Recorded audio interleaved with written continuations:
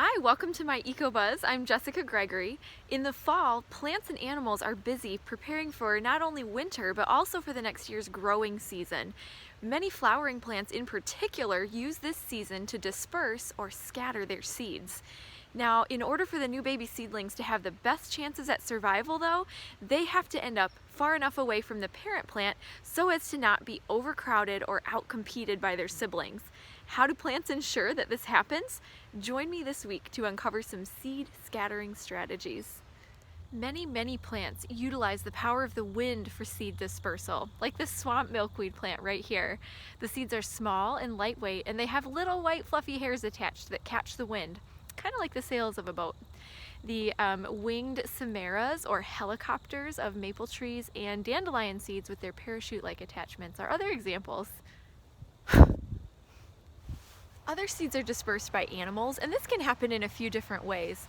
These acorns right here from a red oak, for example, they appeal to the habit that the squirrels have of burying them for later use during the winter. Of course, the squirrels don't remember everywhere that they've buried seeds, and the tree species like the red oak depend on them forgetting some of those seeds so that new seedlings can grow up again in the spring. Other times, seeds are enclosed in a tasty-looking fruit that appeals to an animal's appetite, like this common buckthorn right here. Unfortunately, though, most of the time, birds will be going after these particular berries, and they don't possess any nutritional value.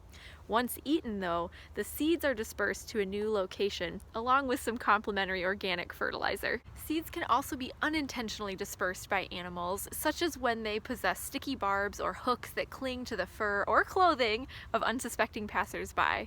An example of seeds like this would be these right here from a plant called Enchanter's Nightshade, and it's obvious that these ones are trying to hitch a ride right now. A simple strategy, but rather effective, unfortunately.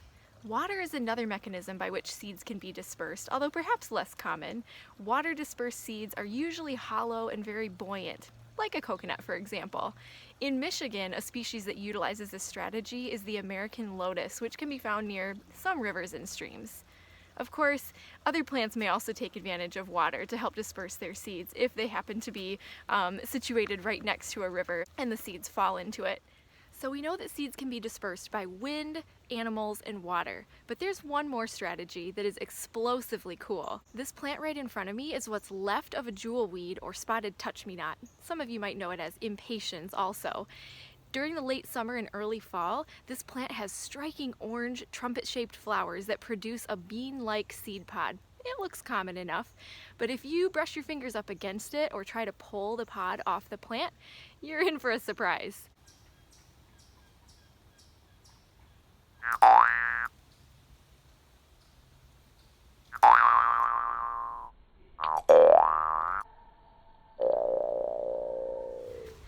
As you're out hiking this week, be on the lookout for examples of each of those dispersal strategies that we talked about.